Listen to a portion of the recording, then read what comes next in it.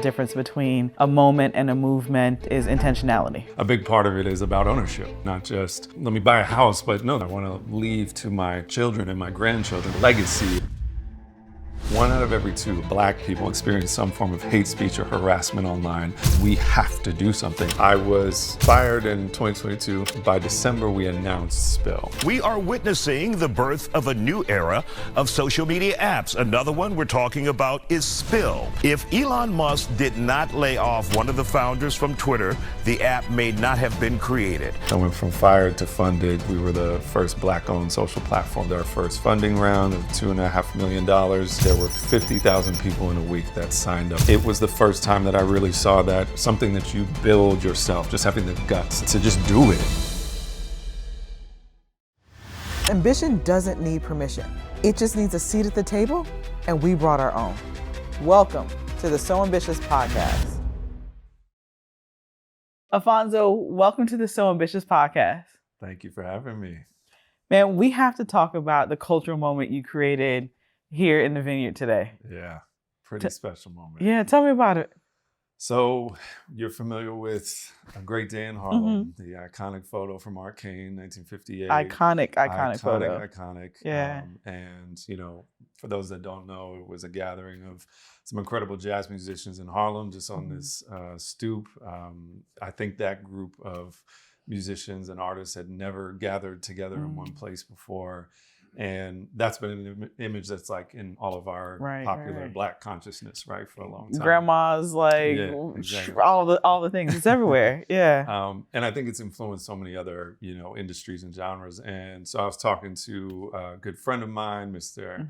Lanny from Actively Black, just about what's happening in the culture right now. And obviously it was a big conversation around some recent collections of clothing that were released, you know, honoring the history of Oak Bluffs and the, you know, Black excellence and legacy and all of that you know, comes along with it. And we were thinking about, you know, what is missing from this conversation, right? And there's so much rich history here that I can't even begin to recount. It's its own podcast series, obviously, but a big part of it is about ownership.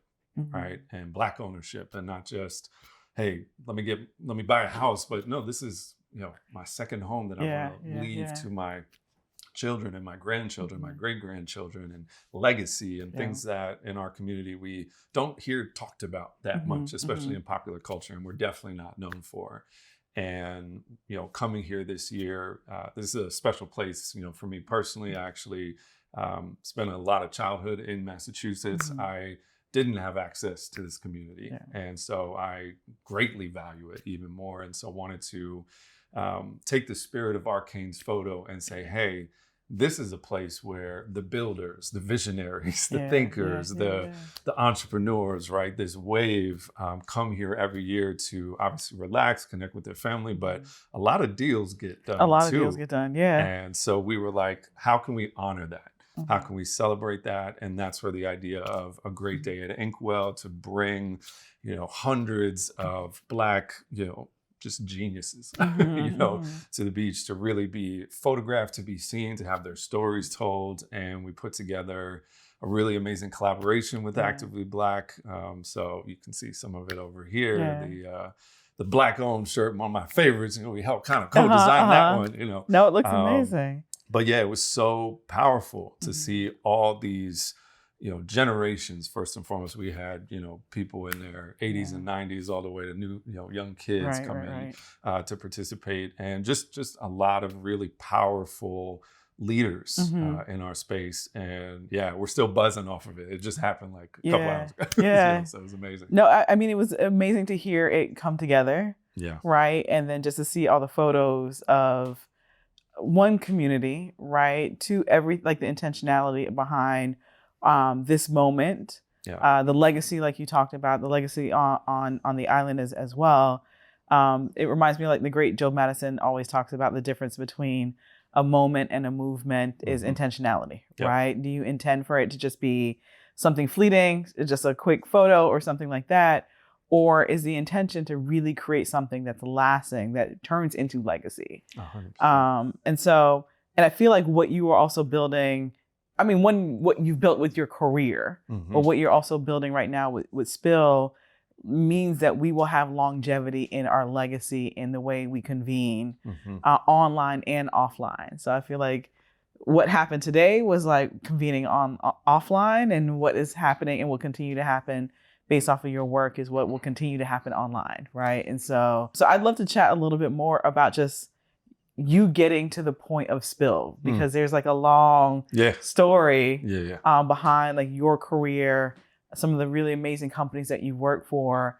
But I feel also like the dreams and aspirations of getting to, I think, the urgency of creating Spill to begin with. Mm-hmm. And so talk to us just a little bit about like you in your 20s, your 30s, of like kind of going through technology companies and getting to this point of where you are right now. It's been an interesting journey, and one that I honestly got to say, I did not have this planned from the beginning. I think the first inkling that there would be, particularly with the realm of entrepreneurship, right, where we're talking about creating something from nothing, right? It's really an act of faith. I started out in the creative industry, so music was my first love, is my first love, and I was really inspired by, obviously hip hop and R&B and what was happening in the eras that I was growing up in. I was interning at record labels at 18, 19 years old, and seeing not just the incredible artists, right, that would, drop these culture-changing songs or moments or lexicon,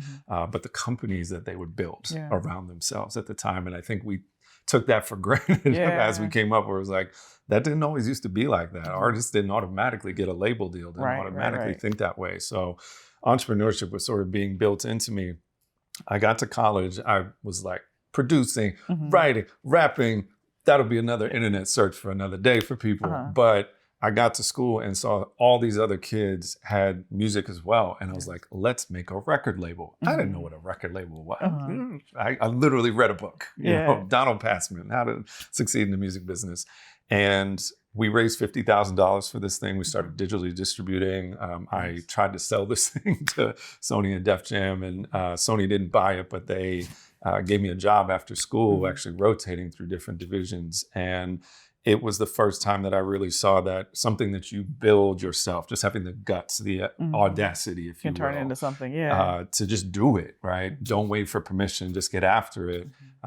Could really change your life. And it was also something that a lot of my peer group, where it was sort of like, follow the college path, and, weren't necessarily encouraged to do as much. And I think to be able to be an example for that early on and see that possibility was really great. And so that's where I would say it all sort of began for me, that intersection of entrepreneurship, of culture, and then the technology really came when I got into television, ironically. So I don't know if you were an Insecure fan. Of course. How can I not be? Game of Thrones, things like that. So I got to HBO. I was the director of social media for them for a couple of years. And like the end of Game of Thrones, end of Insecure, beginning of Euphoria, sort of these really powerful shows that many cases more people were talking about Insecure on like Black Twitter and other platforms, right? Than we're actually watching the show in real life. And I thought that was fascinating. Like I was like super nerd. Like I will nerd out about this all day if you want to. And I just thought it was so cool that the, Team Lawrence or Team Issa, all those things, it started influencing the show. The storylines in the show, like Issa was paying attention in the writers' rooms and everything about what the conversation was. And I thought that was just a totally different way to experience culture that couldn't possibly have happened without the technology that facilitated it. And I was like, this is so amazing. And so I really got into it, really had a lot of fun. And then I think we were doing a campaign for The Sopranos one day. We were giving away mobster nicknames on Twitter all day. And Jack Dorsey, the founder of Twitter, jumped in and was like, I want a mobster nickname. And we gave him Jackie No Edits, because he doesn't like the edit button, famously. And he loved it, changed his profile to that. And 6 months later, I got a call to go run social media at Twitter, which we'll talk about that separately. But what does it mean to run social media like back in the Insecure days, right? Because I think social media has gone through a few different iterations. Yeah. I ran a food startup years ago when social media was just starting to sprout up as like a business utility, right? Like people were using it, kind of fumbling with it. But at the time when people just started figuring out they could follow a food truck with it was when we started using it, and like just it took a hold of us. We took a hold of it. We didn't fully understand it, but I'm like, we see all the different ways that this can kind of grow and scale like our food business. So I feel like it's gone through a few different like iterations of utility. But I think like this moment you're talking about, when people start having different type of conversations and different type of tribes that were created as a result of that online, you got to tell me more about that.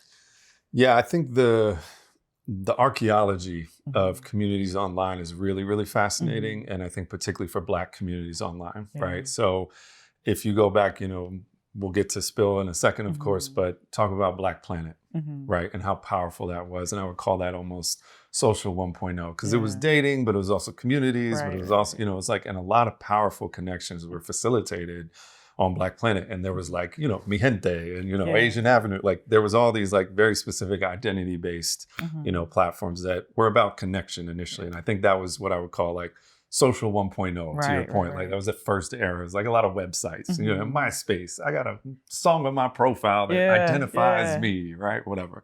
And then you have the mobile era, which I think is very much about, you know, you start to see those things you just described about the IRL and the URL starting to blur, right? You know, Swarm, which is formerly Foursquare, right? Like checking into spaces and like, you know, that's where we would see it with TV. People would actually like announce that I am watching a show right now and let's all have a conversation together while we're watching the show. Like second screening was just a whole other thing that wasn't possible really in the first world. So it's like all phone based, right? And now you have what we call like essentially interest media, right? Like TikTok isn't really social in the sense that like, oh, I got to go make a bunch of friends, right? It's just like algorithmically like learning you and then just serving you stuff. And all that said to say, sorry, I get professorly about this shit because I like really, you know, love and find it fascinating.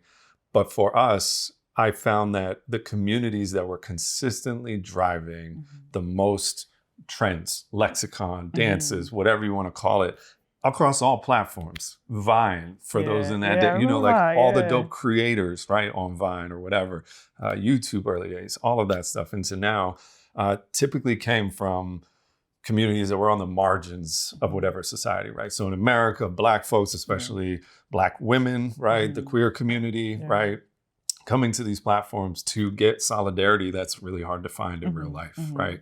Same thing around the world. You know, in India, it's women who don't typically get platforms, you know, in their culture as much. In West Africa, right, especially for the queer community, you know, your life is on the line, right? And yet you still need to find people that you can have community with. So how can you do that in a safe way? These tools are used by our communities because it's a lifeline. Like we need it, right? It's not a nice to have. And those crews that form, oftentimes we found, especially on Twitter, people had never met in real life. Right. Your mutuals, right? It's like they know you better than like your mom or your dad, but like you've never met them in real life. They would form these crews around Nicki Minaj or BTS or Cardi, whatever it is. And that's how the first creators were born, quote unquote. What we now call creators, right? We're just crews of largely high school kids who shouldn't be on these platforms anyway, frankly, right? But they would just crew up. And that I just thought was so fascinating. And then the saddest thing about it is that these same communities, our communities, are the most targeted. Hate speech, harassment, doxing, you know, obviously all the algorithms, but just when you look at the data, 1 out of every 2, 50% of us have experienced some form of hate speech or harassment online in the last 12 months. Like, just sit with that.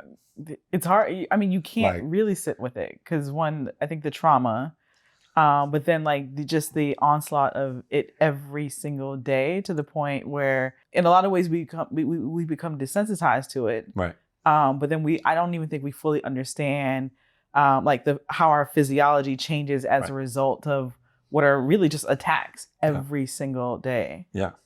And especially if you're under 25, right? This has defined your nervous system since you have grown up, because you feel like you can't avoid it, because otherwise you're missing out on participating in your social culture, right? Like, we are social animals, literally. Like, the U.S. Surgeon General just did this report, I think it was 2 years ago, on the amount of time we spend with friends since 2003 has dropped by like 60%, and it's having the same health effect as smoking 15 cigarettes per day. God. And for the 15 to 24-year-olds, those, their brains are being wired differently, right? And it's a crisis. Like, it's a health crisis. Yeah. It's not just a business thing. It's not just here's a moral thing, we should be nice to each other. No, it's like, literally, we're warping a generation, right? And especially for the communities that have to use these tools the most, we have to do something. So those were the core inspirations behind why, eventually we ended up building Spill and what we're doing now. Yeah. Do you feel like it's a different warping than when we were, like, I remember being a kid, I'm in my 40s, and my parents were just like, get off the video games. Like, video games were the detriment to like everything in life. And then we were just gonna kind of grow up as like these big, like, sloths or slobs that just, like stood by this every single day and would not be functional in life. Yeah. And so, like, always having conversations with my parents, and it's just like, they're like, we were able to figure it out. I was just like, what is it, despite of or because of, right? Did it end up turning into all the fear that was associated with us just like ruining our lives playing video games? And so I'm always having this conversation with friends and family just about, like, right now with my kids on social media. And I was just like, yes, there is fear associated with it, but there's also opportunity, right? And I think then there's also responsibility that's always a part of it. But I'm just like, I wonder how many people have done studies just like, did we make it okay as a result of like video games? Totally. You know what I mean? And so. Totally. Well, I think the millennials, right? Like, we've seen such dramatic transformation technologically in our lives. Like, it's breathtaking, right? Like, we'll have gone from rotary phones to like AI in a very short period of time. But the kids that don't have the rotary phone or any analog sort of foundationing, right? Like, I think that's the concern. I think for us, there actually are studies. I'm actually a fan of video games, right? Like, it actually, like, helps your hand-eye coordination and your sort of like cognitive, response development, especially if you're playing like a particular type of game. Puzzles, like, they're just puzzles, right? Like, those are great. But I think social media, as it's unfortunately been constructed, right? And most of what's happened today, nobody knew. Yeah. Nobody knew this was good. Who was deciding geopolitical concerns in 140 characters 20 years ago? Like, who thought that would be a thing? Yeah. And I think what's dangerous about it is that if you don't, it is essentially an abstraction of your identity, right? And so we experience, a harmful comment or some sort of attack of, even just somebody being a jerk to you with the same pain center in our brain that we experience when we get punched in the face. Yeah. So psychologically, it's the same thing. And if we don't build systems that can understand that, number one, right? Like, optimize for a incentive loop that doesn't result in you just getting punched in your, brain every single day. And then ultimately getting to a business model, right? Because that's the problem now. Most of these systems, the business model is contingent upon you getting punched in your brain every single day. There are other ways to design these systems that still allow you to connect, still allow you to, affirm identity and do some of these really powerful things that social can do, without nearly as much of the harm. So tell me, how did you go from like music to like the media industry, and then like global head of like editorial at Twitter? I wish I could tell you there was some intentionality or I studied something about this. I think the honest truth is, at my core, so I practice Buddhism. I practiced Buddhism since I was about 16 years old. Yeah. And the core value in Buddhism is the respect for and upholding the dignity of every living thing, right? And you actually don't achieve your full potential until you are in service to, rather than, okay, I just like to use a video game metaphor, I beat level 10 and now I'm up on the mountaintop and, I have no more problems. It doesn't work like that. It's much more like flying an airplane where you need a lot of resistance and all of that to achieve that great altitude. And so I've always just kind of been really fascinated by people and, the connections of people, and for my own identity, right? Growing up in, a small town, I was born in North Carolina, went to a small town, went to a high school in a very small town, and then moved to New York City.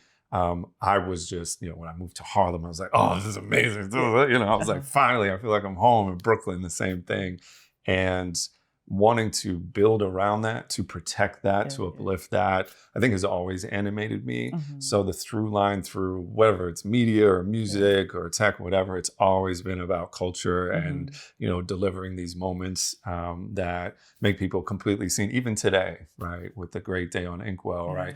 This moment where we're all coming together and all the tools that we make are just to facilitate that, just to bring us back home, to who we are, because we're so disconnected. So I'd say that's been the through line, and how the career moves happened. I won't pretend like it was some magic thing I did, I was just following my heart. Okay. Hopefully it's not like me. Like when I worked for Nintendo and Sony in the NBA, Nintendo and Sony, like my first entry in was responding to a Craigslist ad. And people were just like, it has to be this big, sexy story. I'm like, no, like I saw an ad on Craigslist and the description looked really cool. So I just applied, and it ended up turning to be something that absolutely changed my life. But I was like, it was a random Craigslist ad. But sometimes we just end up having those moments. You can't really explain it. It's not like a crazy, like prolific story. It was just like, I just kept saying yes to the things that were around me. And it sounds like a lot of like the early days for you were like a series of yeses, or a series of following like community and culture in so many different ways. And then when you were talking about there's something that happened to me when I moved to New York. I was like, so much of that in like diverse communities, like we're communal by nature. And we think that we just kind of come together because there's a vibe. I'm like, no, that's actually like, it's the fabric of who we are. We're communal people. 100%. When we talk about, there's this phenomenal psychologist, Black psychologist, Dr. Edwin, who talks about the different cultures. And one of the things that he shared, he's like, when we talk about CP time in our communities, like we demonize it because it's just like, man, we just never show up on time. He was like, no, we are cyclical people. So we believe in what goes around comes around. And so we think that we're just horrible in the workplace and not showing up. But he was just like, we have this core belief for generations that like time will come back in our favor over and over again. And so that's why our value system seems different, where in other cultures, they're just like, no, it's called deadline, because at 5:00, when they didn't harvest, they didn't eat. And that meant death in their communities. Right. And for us, it meant something completely different, relationship to time and like energy and harvesting and all these things. And so it's fascinating to now hear what you've built with community, because so much of that is like our people, right? And then you've turned it into this really massive platform. One, I love that. I'm going to use that next investor report I got. I'm going to be like, y'all, it'll come back around. If you don't get it this month, it'll come back around. It'll be good. I love that. I think, I also have wild ADHD. And I think that was also really demonized as well as you can't focus, right? Whatever. And they're just starting now to appreciate that. A lot of the greatest entrepreneurs and original thinkers and artists are tapped into something where, you're present. If you see something, you're going to respond to it and incorporate that into your process. It's sort of this living thing. So I'm here for all of the, from the neurodivergent to the spiritual time coming all the way back around, building the life that works for you, for sure. And I also want to humbly acknowledge too, like my original ambitions creatively drove a lot of my, passion. And it was like the harder I worked at like producing music or doing this thing, the better business opportunities I got. Yeah. So it was also just like finally listening to the universe and just being like, we've been trying to tell you to go down this path. We need you to go down here. And, you know, finally listening to it and then, wow, magical things happen, you know, so. Do you feel like, I'm a big zone of genius person. I've studied Gay Hendricks' work for years. Totally. Do you feel like what you just shared is you in your genius or like kind of following that path? Or you still like you're still on the path of figuring it out? It's a great question. Because from the outside looking in, it feels like you were deep into like the pocket of your genius. Thank you. I definitely don't feel like that. Okay. And I would say leading a tech company as a non-technical founder initially, right? I was racked with insecurity and guilt and being like, oh man, how do I help, you know, my engineers? So how do I even lead a team, for example, of, you know, software coders and engineers and know who to hire and all these types of things. And that has been an incredibly, not just humbling, but thrilling process of almost having to start over. And that, if anything, has also been a through line in my life journey to this point, is that, you know, from music to social media, from social media to tech to all this stuff, I do like taking on kind of a massive challenge that I don't know nothing about, but like I have a strong conviction for, and just being like, I can see it, I can feel it, I'll figure out the rest of the stuff on the way. But as long as I just throw myself into it, give myself no outs, right? Magical things can happen. And so I would say my zone of genius is partially just being unnaturally and probably like not very wise about how confident I am, you know, if that makes sense. Like I will just go after it, right? And I have a very high risk tolerance, especially when it comes for things like our community and especially in the face of like injustice, right? What else are we here for, right? If we've been blessed, right? Like you as well, right? Your career, the platforms that you built, right? Like you are living ancestors' dreams, not to be the, you know, corny cliche, but it's true, right? And so we've been given this moment. What are we going to build, to unleash the next generation, you know, behind us? So that's how I feel. You said something really interesting about like, I don't know, like something around like just like blindly kind of trusting, like going down the path, right? And I feel like so much of that is just like at the end of the day, you just trust yourself or you trust your gut. It's one or the other.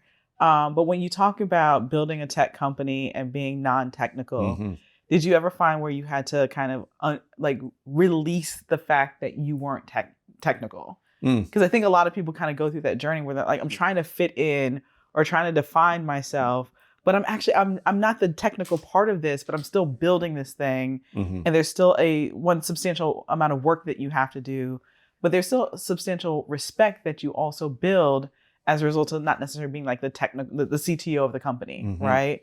And so can you talk a little bit about that? Because I think that's really helpful for people where like, I'm not the technical person of this. I'm not going to be defined as this. I need to build the technical capacity of the company, but that's not the title that I'm wearing. Right. And that's not who I'm defined with when I go to conferences and events. I'm not that, but I'm not any less than that. Hopefully you follow what I'm saying. 100%. And I'll one-up you. I think on this podcast today, we are going to officially abolish technical and non-technical. Please, we got to. You're either a builder or not, right? Yeah. And I think builder is the appropriate term. And you're a builder if you're a musician, a graphic designer, if you are a architecture, student, whatever it is, right? Architect should be the word, right? Yeah. Anyway, we need builders. And if you're building, you have different people that you have to collaborate with that have different skill sets, right?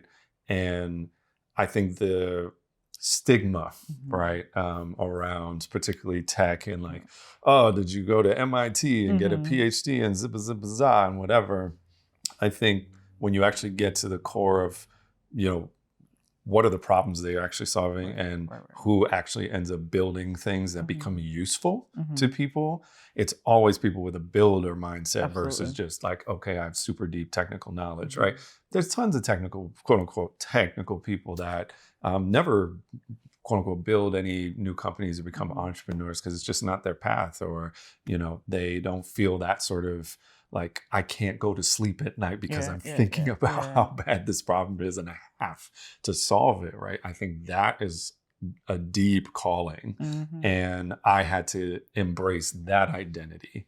And what that allowed me to do was actually study, right? So I actually put myself through my own CTO training, right? I was like, okay, let's go to the foundation fundamentals, took Harvard CS50 online, did a bunch of leak code examples, get into GitHub. I asked my engineering team to give me assignments, right? So that I can start to learn and contribute. So now I can write a Lambda on AWS and, do some GitHub commits. I'm not going to be our own CTO probably anytime soon. I'm probably not going to, you never know with all the tools coming out. The power is, to at least prototype something is much more accessible. But I think shattering the notion that to be a builder, you need to be, anything other than someone with a vision. I think you are a builder if you have, you can see it in your head, and then you do whatever you got to do to make that thing come to life, right? What is and has been the vision that you're building with Spill? So we looked at the problems first. The first big problem was, as mentioned, the hate speech and harassment one. And we knew it was going to get way, way worse. And so in solving for that problem, there's kind of two sides of it. One is, how do you eliminate and discourage people from coming into online spaces where they're used to basically being like, this is where I argue, or this is where I get to slang the racism, and understanding the psychology why they do that, right? Especially in a negative context. The dopamine, triggers in our brain are the same if you get 10,000 people cheering for you online as they are for 10,000 people criticizing you, right? It's still stimulating. So we had to short circuit those triggers. So that was the first problem that we had to solve. The other side of it is, how do we incentivize the better behavior, right? Because to your point, social media is also just a game. Right. The game is get your followers up, get your likes up, blah, blah, blah, good things that happen, whatever, make connections, whatever. And so we can design games however we want to. And we can build in different incentive models to say, hey, if you do these things over here, then you get you get seen, you get, all these things, you can earn money, whatever. So that was the first thing we looked at. The second thing was credit, right? So, the Julia Harmon story probably with TikTok and, her dances getting co-opted with no credit. Obviously, that's been happening since the beginning of time throughout American culture, right? But especially on the social internet. So looking at technologies that provide provenance, right? When you create something on Spill, there's a immutable record of it, right? That only you, right, get to credit that back to. And we've actually seen it start to work. So if you go on Spill every Friday, there's a hashtag called Face Card Friday. I encourage you to join us on Friday. And everybody just takes selfies. And the game is not shoot your shot in the DMs. We don't even have DMs right now. And it's not, criticize someone's look or whatever. It's just love on each other. Literally, it's a love on each other contest. And just because we built in certain incentives and disincentivized others, that's how it was working. And so if we could make those things successful, then we could start to build an economic engine around it. So this year we're going to cross $1 million in annualized revenue. Customers like Netflix and Amazon Prime and Paramount and all these great companies have come together, but we've put $100,000 back into creator pockets on Spill as part of that. And I'm super proud of that. That's been the vision from day one. So when we mean safer, we mean you can come to Spill open-hearted. You can come as your full self. You can come expecting Black joy, right? Or queer joy or whatever joy, right? And trust that's the baseline. When we say more rewarding, we mean you'll get credit for what you do. We mean you will, have an opportunity to earn, right? And it'll more to come there. I got a lot down that pipeline. And then the last thing was to be the most enjoyable place, right? And I think today doing the Great Day at Inkwell, in order to find out about this and participate, you had to be on Spill, right? We want Spill to be a gateway to a deeper, richer communal life that bridges from your phone into your actual real relationships. One of my favorite stories on Spill is that a couple that met on Spill when it first launched got married 6 months later, got pregnant right around that same time, and just had their first Spill baby. Okay.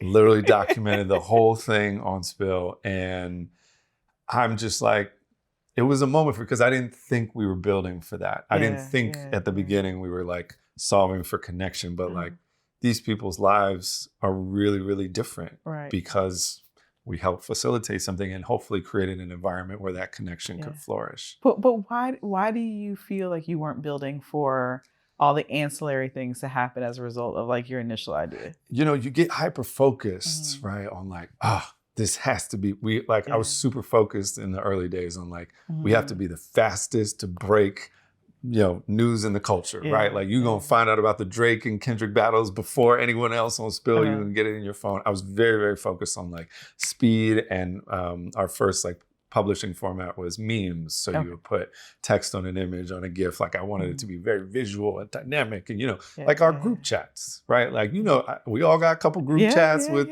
friends, and they some crazy. Good and some ratchet. And yeah, some well, the more ratchet, the better, right? And so I don't think I was really thinking about new relationships forming and really understood the depth of that need, especially for the younger folks, right? Like, if you are 20 now, you were 15 in the pandemic.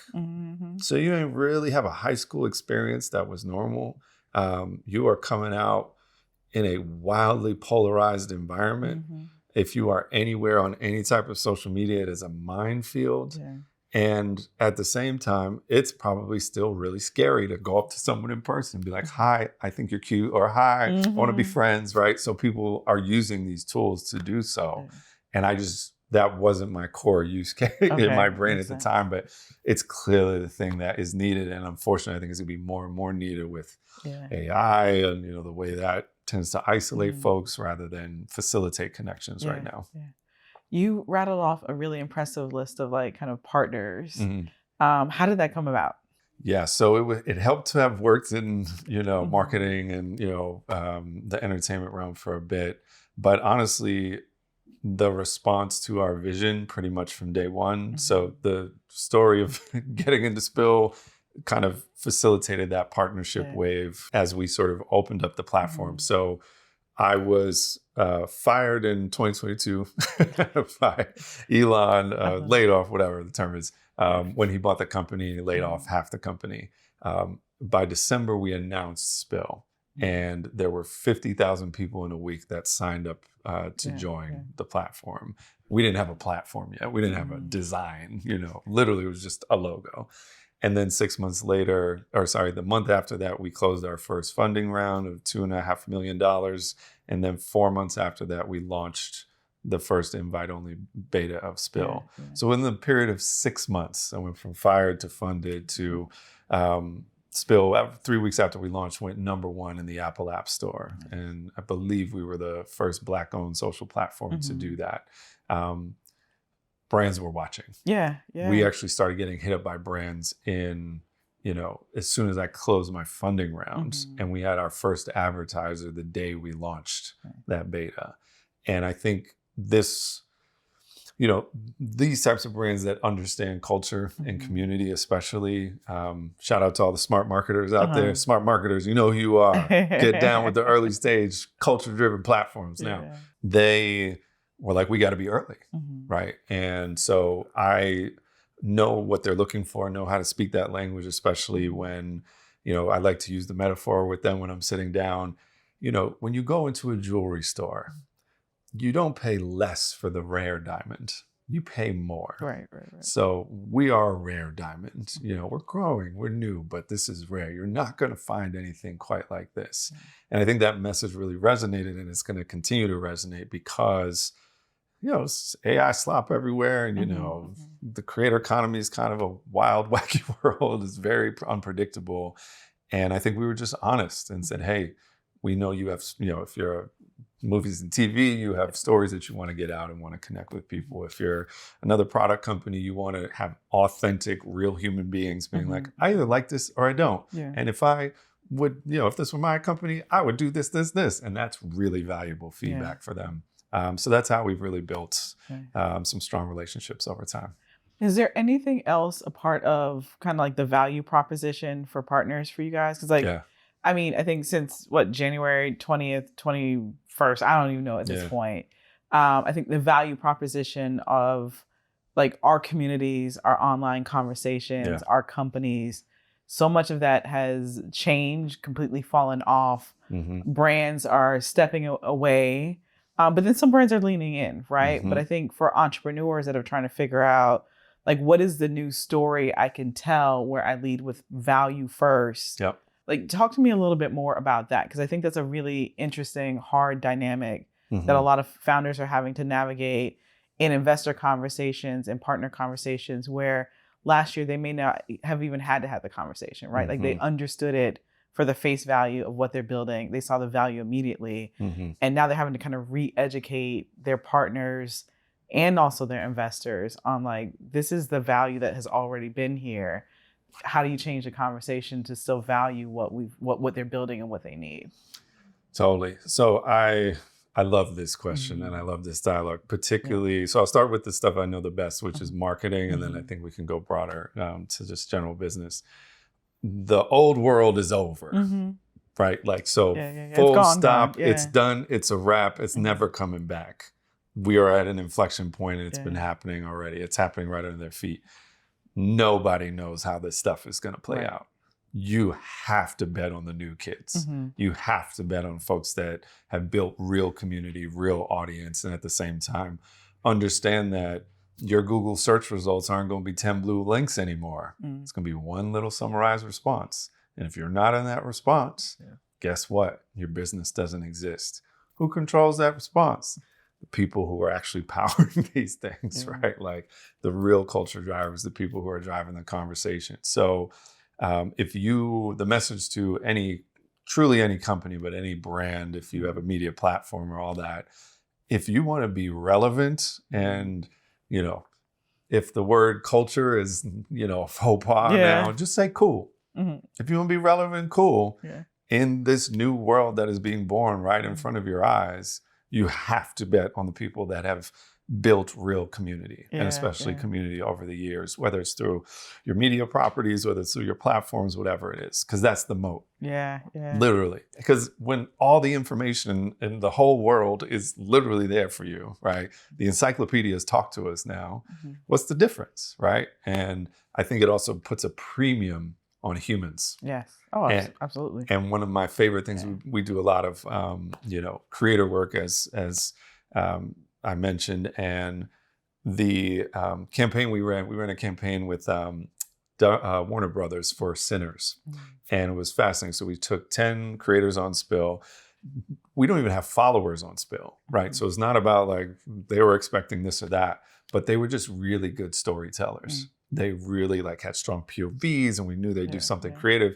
Sent them to a premiere. They got that new little popcorn bucket, gave them a way to sort of experience it with, a QR code. And they all just recorded their reactions, shared it on Spill. And they ended up using the Spill campaign as their main digital campaign. Because it was human, authentic. And none of these people famous, really, but you believe them. They were proxy for the audience they were trying to, reach. And when they said, I'm going to go see this movie 4 or 5 times, we could see it on Spill and prove it to them that people went to go see the movie 4 or 5 times because they believed it. And I think that's going to be so much more valuable in the world that's becoming. So anyway, that's my soapbox there.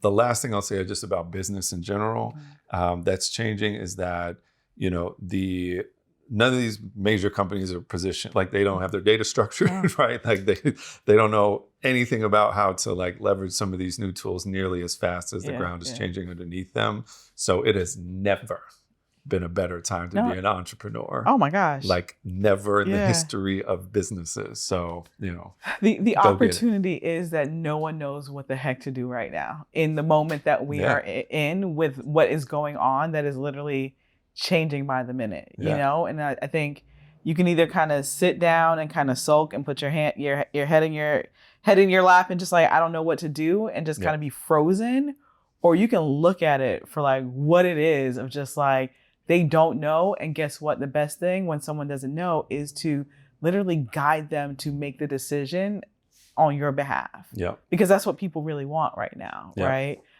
You said something earlier just around like authenticity. Mm-hmm. And I think this moment that we're in with like AI, the creator economy as well, is really kind of centered in, we're getting back to this point. Like I remember, I don't know, 10 years ago when you just like would scream into your phone for AT&T, I just want a human, right? And I feel like in all aspects of life, even with the craziness and excitement around AI, we're getting back to this point where human connection, like you said, is a premium right now. Mm-hmm. I don't want everything that's being outputted on ChatGPT. I want a human to walk me through this. Yep. I still want like that connection point. I still want like that perspective. What is authenticity or redefining authenticity in this moment right now where I feel like it's super going into all aspects of human connection? Like, what does that mean for everything that you're building? I mean, I think there's a couple of pieces that come to mind when that quote unquote word authenticity comes in. To me, it's just a proxy for trust. Yeah. Right. And I think trust is built, one, it's about consistency. Mm-hmm. It's about doing the thing over and over again. Like we still here. This is what we do. We said we're doing it and we're doing it. Right. It's about, I think, really owning your zone, right? Like we hear that all the time in startups, right? Like your specialty is your superpower and goes super deep, and the niche is the new mainstream, whatever. But I do think it's true that if you are super into collecting Pokemon tokens from some specific era, which is my child right now. Oh my God. Whatever, there's probably going to be a lot of other people that you can connect with and, leverage that in their businesses that want to reach that. So I think owning your zone, like knowing your stuff, right? Because I'd say the one thing I like about what AI is bringing, generative AI specifically, into the popular consciousness is that it's cool to be smart. Mm-hmm. It hasn't always been that way. Yeah. Like when I started in music, it was like, oh, you went to college? Like that. We don't want you. You got a backpack on. Go the other way. You went to college? Oh, you think you fancy, right? You think you smarter than, And now it's like, especially for our communities, right, where we were always told, like, oh, you the nerdy kid? Like, the nerds. It's very much revenge of the nerds right now. Oh, absolutely. Beyond the revenge is the domination. The nerds are turning into celestial beings at this point. So I love that, and I think again that goes back to the authenticity about knowing your stuff, right? Yeah. Like, can you demonstrate consistent intelligence around that? And then I think the third thing is honesty. Mm-hmm. I've never seen a time where you actually really get rewarded now for being like brutally honest. Like these types of platforms, like the fact that podcasts are the dominant media, format, and people are just talking for 3 hours. And it's like in 3 hours, it's hard to fake something for 3 hours, and people can kind of clock it if they do. And I think that's why this is resonating, because it's like, oh, wow, like I actually get a real sense of someone. I trust them because it's like, for the most part, they're hopefully being honest, which isn't to say the liars aren't out here winning as well. But I do think honesty authenticity is a combination of consistency, subject matter expertise, and honesty. Yeah. I mean, honesty rooted in everything, right? I think really kind of always, but in this moment where you're having to authenticate every single thing. Like, is this photo really a real photo, right? Yeah, like, totally. I mean, I think there was a 5-year run for like catfishing and just like, is this person the real person? Yeah. But I feel like now we're in this moment where like everything feels like we're being catfished. Like you have to do this deeper level of authentication around every single thing. Totally. And I feel like what does that mean for community building too, where you went from community building to now I'm questioning even the communities that I'm part of. Totally. And like, how do we get back to the other side of what you've built, which is like the human connection in all aspects of what you've done. But I think we're in this middle moment where it's just like, we're questioning everything. We're questioning politics and a level in which we've never had to question it. I think we should have always questioned it that way, but like we've never had to question it to the deepest level in which we're questioning it right now. It feels very uncertain. We're having to question our human connections. We're having to question the platforms that we're on, that we've always trusted to kind of be there. They may be there one day, maybe not. We have to question the products that we're building. You know, will it even arrive from overseas? Because that's questionable depending on, right? So I think, and I love the quote, and I've said it often, like the quality of our questions determine the quality of our life. So if you want a bigger, richer, more expensive life, you have to ask bigger, richer questions. But I think in this moment, it's like, what questions do we need to be asking of everything around us, but like especially humans and especially like community? So existential. And I just give you a TED talk on that. Unnecessary, like not intentionally, but it's just, I feel it within myself, right? And I think our entrepreneurs feel it. I think every conversation that we're having, even if you don't say it out loud, you're just kind of questioning, is this real? You know, and I think someone who's building a company that's based off of community at the end of the day, you are also probably having to build or think about the future of what you're building, kind of rooted in like this thing that people are questioning in all aspects of their life. Yeah, I think so. I think I'll respond to that in a couple of two different ways. I think the first is there's a principle just as builders, right? That our values, our essence, our je ne sais quoi that we bring to our products really gets infused into the product itself. It actually empowers the types of behavior, the types of customers, all those types of things that, end up, determining its success or failure. So we've talked about Spill as a company. When we talked about building it from the beginning, we wanted technical excellence and cultural fluency put together, that was going to be our wedge, right? We're the team that absolutely is going to be able to rock a PRD, and get the most, groundbreaking, coders and builders and, thinkers and designers into one space. But that also, knows what's going on, in the latest meme culture, right? Like knows what's going on in the Drake and Kendrick battles, knows what's going on in all these things that's like tapped into culture. And that's a specific mindset that's not for everyone to be a part of. But if I can embody that, right, as the leader, and then at our core, right, like, and I go back to Buddhism, particularly with my value set, what am I about? The dignity of life, right? Upholding and promoting and celebrating life. That's what I'm here for.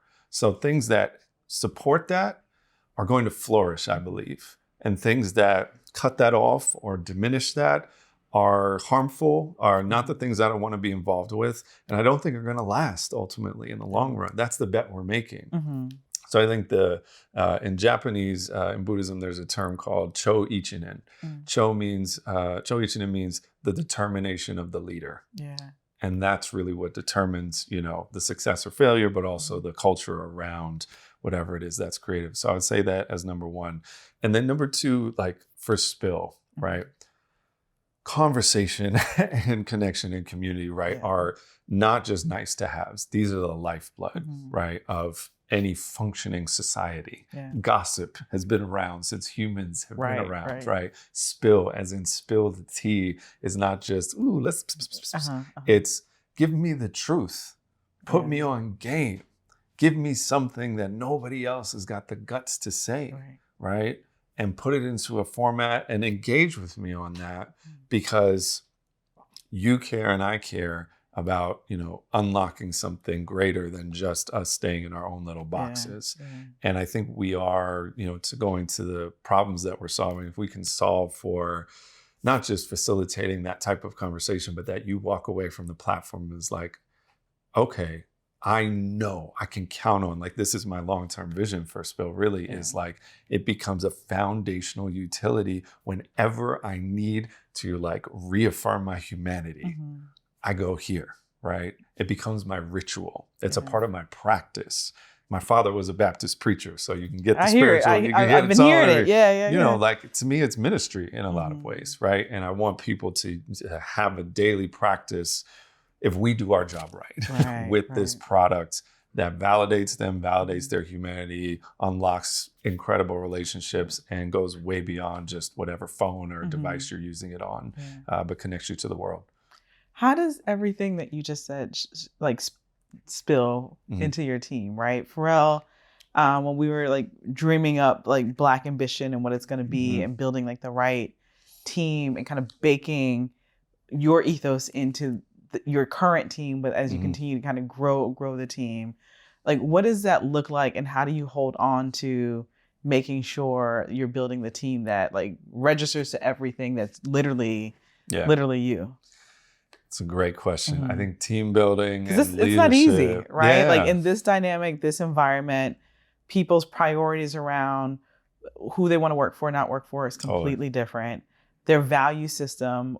And then also I just think there's just their everyday expectations about who they say yes to in a company is different, right? But I'd love to hear from you, because I think just your perspective around Buddhism, I think your just work experience of the companies you've worked for, but then now just kind of building like this community that you've built as a company, it requires a different type of person that registers to everything that you're talking about. But I'd love for you to just share a little bit more about like, what does that look like from you leading to, you know, a team and building one? Yeah. Honestly, I love, not everybody, you know, is like into leadership or management, but it was one of the hardest things that I had to learn in some of my previous roles. And it is just not the thing that you can ever figure out unless you just do it. Right. And so I made a lot of mistakes prior to this that helped me, you know, just sort of inform sort of my process with it. And a lot of it wasn't because I wanted to make mistakes, right? I think a lot of it came from, you know, sometimes what I think is what, you know, a person needs to hear or something like that actually isn't. It's not the driver. And my job is actually not to just have all the answers for everybody all the time. Sometimes it's just to be a therapist. Sometimes just shut the hell up and listen. I got to get some things off my chest and da-da-da. And that, you know, I encourage all leaders, like if you have one person working with you or whatever, especially when you're trying to find a co-founder, if you're doing that, do the Enneagrams, you know, the Myers-Briggs test, like study those different personality types, because there are people who think completely different than you and need different things in order to feel supported and empowered and engaged in their work. And that was, you know, I had a situation that was so gnarly when I won't say which company it was. I came into it and literally it was clear that I was there to manage certain people out. And there was also not a lot of folks who reflected the cultural experience, let's say, that I wanted on the team. And it took me 2.5 years to like gradually and but we got it done. And it's just painstaking. You know, it's sort of like just crafting a beautiful painting in the corner of the wall every single day. And knowing that your job as a leader is one, you can't do everything yourself. I was the only child here. I'm like, no, you can't. So you will not win if you do not become a good leader. And I think too, being loud and unapologetic about what we stand for. That has been the greatest thing that I think attracts initially the right kind of person, particularly to Spill. But I think it will work in any other environment where it's just like, this is who I am. This is what I'm about. I'm not for everybody. And that's okay. But when you find the people that are for you, oh my God, it's amazing. You just skip so much headache. You skip the awkward phase of like, no, it's just like they're the other half of your brain. And in the best scenario, if you're the leader, as you know, you get people that are just way smarter than you. They're teaching you. And as you're supposed to, right? Like one of the first things, one of my very first meetings with Pharrell, he said, I need to be an intern at this company. I mean, at all his companies. But one of the first things he said to me, he's like, I need to be the intern. And if I'm not surrounded by people that are smarter than me, then I did not put the right people on the team. He's like, and then he went on to say, I literally need to be like the idiot on here on this team. And I think for some people, they can't comprehend that. Yeah. And I fully understood what he meant and the responsibility. But then it said everything about building the right team so that I'm learning, but then I have like the right people around me. The other thing he's like, I need sharpshooters on my team, right? Totally, When you go out, Killers. you better go out and get it. Yeah. There is no coming back with empty hands. You better go out and get it. Or my favorite quote with Denzel's like, I'm leaving here with something, right? Like it's one of those three things around it. One of my favorite books that's not even an entrepreneur or business book is the Love Language book. And I think it teaches you so much about your team and employees. Agree. Most people only reserve it for like their relationships, right? But I'm just like, all right, is it words of affirmation or is it gifts? Because some employees, they want something, right? Like they like tokens of appreciation that are tangible. Some of them were just like, I want to be acknowledged in moments where I've done something as a contribution to the company. And so are there any other books that you recommend from a leadership standpoint that you've learned? So many. Yeah. Clayton Christensen, Nonviolent Communication. Bible. Yeah. Bible. Everybody who's ever worked for me in the last couple of years knows this is my Bible, because we are just our language is really violent, especially in corporate. You came from a corporate. You got to kill this. You got to, Well, it's like, it's also so cliche and obnoxious, like, and so devoid of actual emotion and empathy, right? Let's circle back on the blah, blah, blah. Like everything just sounds like it's being said through a nose, and has no care, no heart, no like inspiration and motivation. And when I think about the best bosses I ever worked for, I wanted to run through a wall for them. Yeah.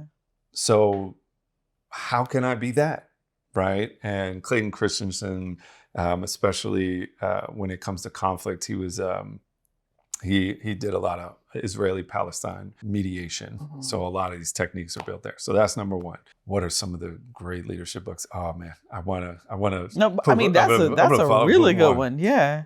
The other book that I encourage everybody to read that I just started that's been fascinating is The Dream Machine. It isn't necessarily a leadership book per se, but especially for folks who are doing anything in and around technology, which should be all of us, right?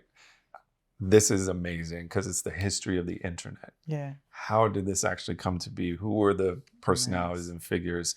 And it's helped me sort of ground myself in that story. So it's like, oh, okay, if we are doing this type of thing, this is how, particularly if you want to attract the best talent, around like university, we were talking earlier about what's happening in Miami and how you guys have been building for years.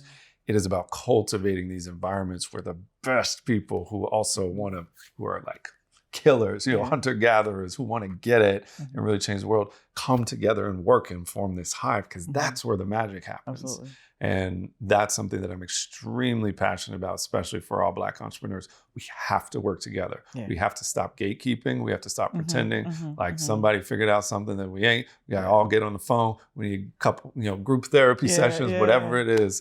And we need to help each other have unfair advantages. Where is the culture of gatekeeping? Like, where does it, I mean, I know where it comes from, right? But like why are we like that? What keeps us tethered to it? In the moment of like, in this environment where information is kind of everywhere, right? We're kind of at this point in life where we're solving for the open book test, like information, like what keeps us tethered to it as a culture and a community? Because I feel like it's different. I got stories to tell, just the 4 years of the proximity to wealth and power with what we're building. Because I've seen a completely different dynamic to it. But I think in this moment, I constantly question it. Like, sharing information takes nothing away from you. It actually gives you more room to fill yourself with more things. But I'd love your perspective, because I imagine being in entertainment, being in the kind of the TV space, like you probably saw it firsthand, and you're just like, why are you making it so difficult for somebody? But I don't know. The real answer? Yeah. It's white supremacy. It's by design. Yeah. It's white supremacy says there can only be one. There's only one slot on this bus. Yeah. If either you gonna get it or you gonna get it, but we both can't get it, because then it would throw the balance off, or the perspective would change, or suddenly it's all these things, right?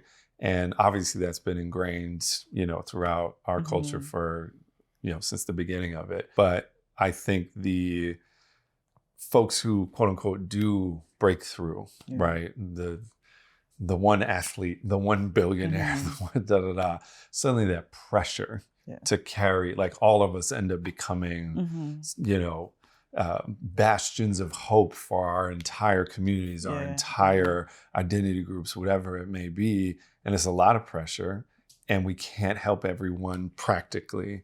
And so it feels like, one, I have to just protect my own survival because I know I feel, right? Like from the outside, it looks like everything's amazing. But the truth is I'm hanging on by a thread just like everybody else. So if I didn't, and so our scarcity mindset obviously comes from all of that.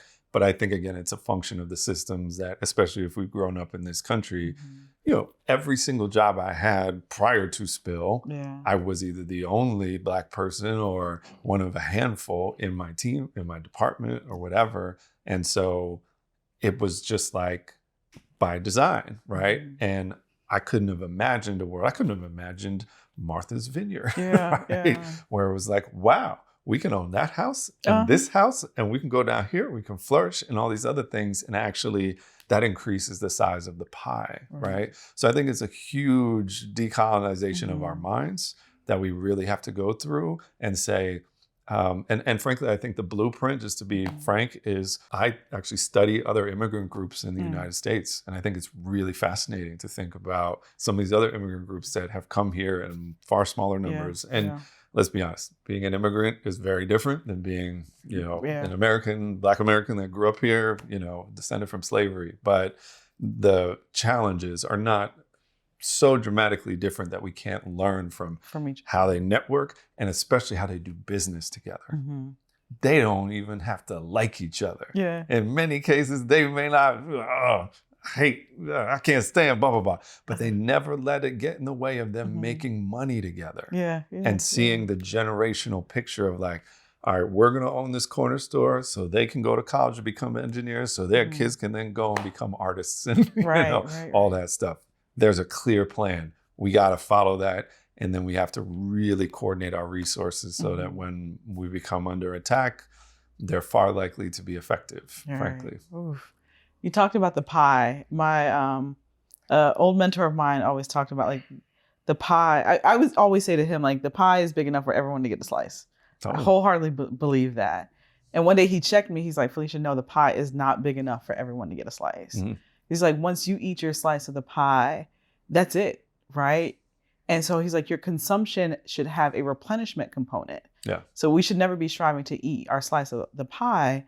We should be striving to eat from the garden. 100%. And he's like, and when you eat from the garden, your consumption replenishes because then you have seeds left. You plant the seeds and it turns into fruit. So everybody gets to eat. Completely agree. Like everybody, right? And so there's no lack. There is only abundance, right? And I feel what you were building, what you have already built, and what this spill will spill into for the future is literally so much about building the garden so everybody can eat. Completely. And, I think it's important to underscore too, like, especially for Black entrepreneurs, use Spill to get your first 5,000 beta testers, your first 10 customers, your first, just fans, right? Product feedback, right? Like build in public. We have a community. We launched this product called Groups about 6 months ago. And our biggest groups are Black in tech and, people who buy Black-owned products and services and things like that. We have Spill University, right? All of that. And I want it to be a place where our folks can have an unfair advantage, frankly. And then the other side of that too, which I also think for entrepreneurs looking to raise capital, right? And we can talk about that too, because I know there's a lot of mystery around how this all happens.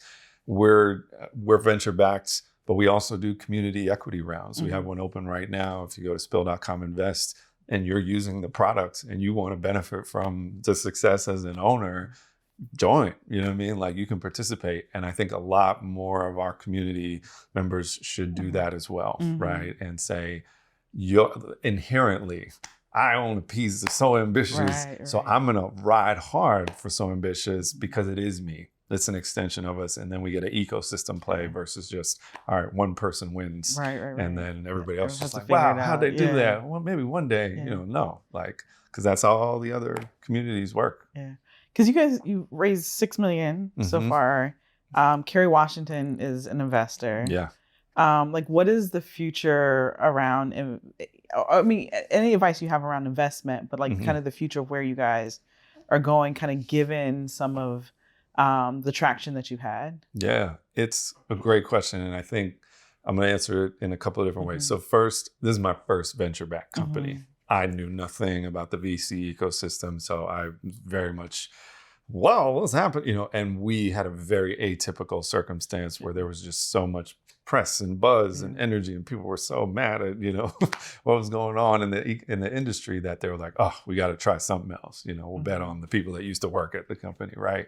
Not everybody's going to have that experience, and I don't think venture capital is understood well enough in our community as it's a very specific asset class. It does not apply to all entrepreneurial businesses, and more importantly, not all wildly successful entrepreneurial businesses. You might start, a beauty brand that does $100 million in annual revenue, and no venture will ever invest because they're looking at 10 to 12 billion returns minimum on, an initial investment of $4 million. Yeah, there's so many other sources of capital that we don't tap in as 100%. A result of like the shiny. 100%. Yeah. But also for our communities, this notion of friends and family, right? I'm sure you know what that is, but many people in tech talk about, well, before I went and raised my venture round, I just called Uncle Joe and he wrote me a $20,000. Like, a lot of us don't have Uncle Joe, right? My friends and family can only give me a round of applause. Exactly.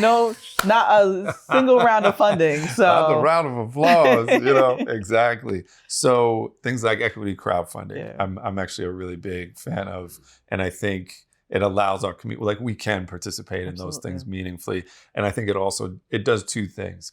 It not only gets you some initial capital, but it gets you some initial customers, right? Your first investors are probably going to be either your first users or your first customers. And that's actually what you need around whatever product or service you're building, B2B, B2C, whatever. So I think that's number two. And I think three, my vision for Spill going forward, having learned what I've learned, we just closed our seed round a couple of months ago. So we're still on this sort of like pre-seed, Series A track. But my vision is by this time next year, and this is my next ambition, is that we're so far beyond cash flow positive that we won't need to raise. We will raise when we choose to raise, and we will be extremely strategic and make sure that it is something that is the best for our company, for our, customers, our users, and our mission, right? And I think that's the thing that doesn't get talked about enough is like, what's cooler than venture capital? Revenue. Yes. Money you do not have to pay back. Right. Someone paid you for a service and it's more money coming in than you're sending out. Yeah. What an idea. It's the R word that I love, that I want all founders to love. We should be in love with revenue. Yeah. So we're very focused on that, and growing and all that stuff is essential for us to do that. But I want everybody to find revenue the sexiest thing in the world, in our community. Fonz, thank you so much. I feel like this was not only the history of a great day in Harlem, but an absolute great day here in Martha's Vineyard at So Ambitious. So thank you so much for your time in this conversation today. Thank you for having me. And we'll see you on Spill. Yes, absolutely. Absolutely. Thank you so much. Thank you.